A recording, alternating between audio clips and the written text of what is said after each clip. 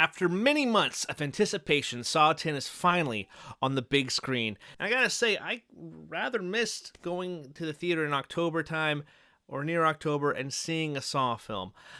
Not the greatest movie franchise by any means, and yeah, I think they can all bleed together, and the style and the look of each film, there's a couple outliers there as well, and I'm a big fan of the first Saw, and I really like the second and the sixth entries in this franchise. When I was seeing early buzz for Saw 10 being one of the best movies in the franchise, I did go in kind of hesitant. I was like, temper those expectations down a little bit, and just kind of enjoy the brutal ride that John Kramer is about to take us on. And when all things are said and done, when the credits did roll, it's pretty dang good. Let's talk about it. This movie is directed by Kevin Greutert. I know I mispronounced that name, but he is returning to the director's chair. He's done several entries in this franchise, and also we can't have a Saw movie without the amazing Tobin Bell reprising his role as Jigsaw / John Kramer. We also see some returning characters from the previous, or the earlier entries in the franchise. Shawnee Smith reprises her role as Amanda, one of the earlier victims that have survived the Jigsaw games, and she survived the game in the first movie. Really awesome to see Shawnee Smith, and she was like revealed in the trailers as well. Before I dive into what I really loved about this movie, let me know in the comment section down below what you guys thought about Saw 10. Was it one of the best franchise, and what was your favorite trap in the movie? Let's talk about that. Make sure you subscribe as well. So, this movie's plot, the trailer does a really good job setting it up, and it pretty much follows those same beats. John Kramer is suffering from his cancer, his brain cancer here, and I guess in timeline error, so if you can stay up to with that, because it's definitely a confusing franchise if you don't know all the timelines. I'm guessing this movie takes place between Saw 1 and Saw 2 because of some actions and some things that are revealed with Amanda's character. But anyway, it takes place between Saw 1 and Saw 2. John Kramer is still suffering from his medical diagnosis of brain cancer, and he's in the later stages of that as well, where he doesn't really have a lot to lose, essentially, because he's on the verge of death. He's on death's door. John Kramer is recommended to go to this kind of medical specialist that is down, and they're traveling, and something that's not on the pharmaceutical approved medical list. So he goes through this experimental procedure down in Mexico, and he meets this doctor who is promising this procedure is going to cure you, and you're going to be amazing. And he introduces all to the people that are going to be helping him become cured. And come to find out, they scammed John Kramer, and of course that's where the games begin. And, of course, he's going after the people that wronged him. And this film right here, what this movie does so well, instead of focusing on a victim in the movie where they are kind of unlikable at times and they can make really bad decisions, and you really don't feel for why John is doing these games, and you just kind of feel him as this evil presence. In Saw 10, it's kind of reversed. You are really focused on the relationship between John Kramer and Amanda Young.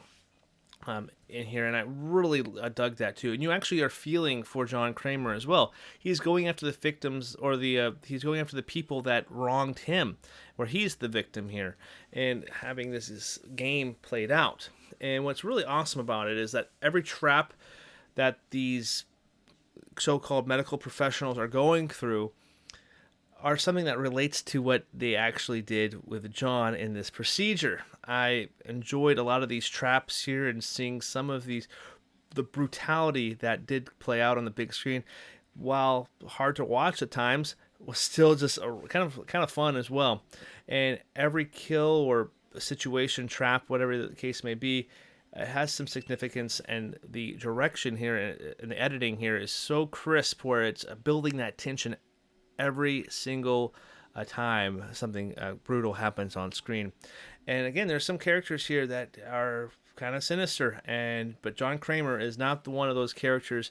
Even though he's putting these victims through a lot of things, you can definitely feel for John Kramer. I think that's what the movie does really well, and it kind of makes me feel like there's some more life in this franchise that we can get out of it. So who knows if we're going to see a Saw 11 next year. But I would probably be on board for it if they continue with the quality that this entry did have with those characters. They didn't focus on the the kills or the traps weren't the main focus of this film. This film was based on a human nature of John wanting to get better. And then he realizes, no, you wronged me. And there's a reason why he's going after these people. And you see that substantial reason played out on the screen. And I think that is something that the movies really didn't have too much of. I also really enjoyed seeing Amanda here, where she is still in her early stages of being kind of the protege of John Kramer. And so she's still on the fence. Like, we don't necessarily need to test this one person out here because maybe it's not such a big deal, but maybe these other people over here maybe need to be tested. And John's like, no, we need to stay the course. There's a reason you're gonna be in line to take over when I'm gone. So there's definitely some grooming there to be done, and you definitely see how you can kind of see from this movie here. You can see the early teachings of what John's influence on Amanda, and you can see that play out in Saw 2 and Saw 3 as well. Also, the actress who played the main doctor, who kind of Dr. Cecilia Peterson, Synovi Makota Lund, man, she's really fantastic in here. Very sinister character there, and definitely when something plays out here, the comeuppance does happen, and kind of like the ending final shot of the film plays out. It was definitely some fun to have had. And necessarily, sometimes these twists do come, you can see them a mile away.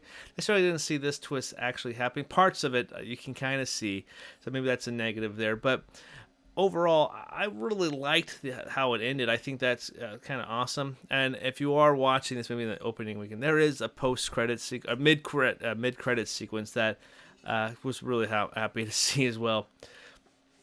Some of the characters here, the guy who plays Mateo, I thought was really good too. He had a crazy brain trap. They actually show him quite a bit in the trailer. Valentina, it was my wife's favorite. The character who played Valentina, her trap was probably her favorite. And the Gabriella, played by Renata Vaca, she had a really cool radiation trap as well. That was a pretty brutal, pretty nice one. And probably one of the more likable kind of victims of John's in this movie, even though they pretty much victimized John as well. But anyway, if I had to look at the overview of the whole Saw franchise, I would probably have this as my fourth film right now after the one-time watch, and because I've seen the other ones a couple times now. And because I really like Saw 2 is my favorite one still, and Saw 1 and Saw 6. I think those are all kind of upper echelon Saw movies, but this one's right there, and I can definitely say after another rewatch, this movie moving up. And surprisingly, I'm giving this 3 stars. Like, this is a fantastic Saw entry. Definitely an upper echelon one. I really love Shawnee Smith here. Tobin Bell is fantastic as John here. And there's some really cool stuff that does happen in this movie that I don't want to really spoil, but it definitely plays into that third act. And it is something that, as a Saw fan, it's kind of good to see something like this happen in the movie. And I really dug it. I definitely really dug this movie. And I can see where there could be some potential for another movie in between. The only caution I would say to the filmmakers is that you have to be careful of the timeline between Saw 1 and Saw 2, with this entry in between there as well. So you got to be kind of cautious with that, because how many years or how many months or days was Saw 1 and Saw 2 actually taking place there. So with that said, though, really enjoyed this one. I'm looking forward to actually watching this one again and adding it to the collection. But yeah, Saw 10, a pleasant surprise here.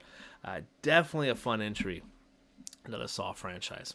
Well, that's my quick takes, thoughts, and opinions of Saw 10.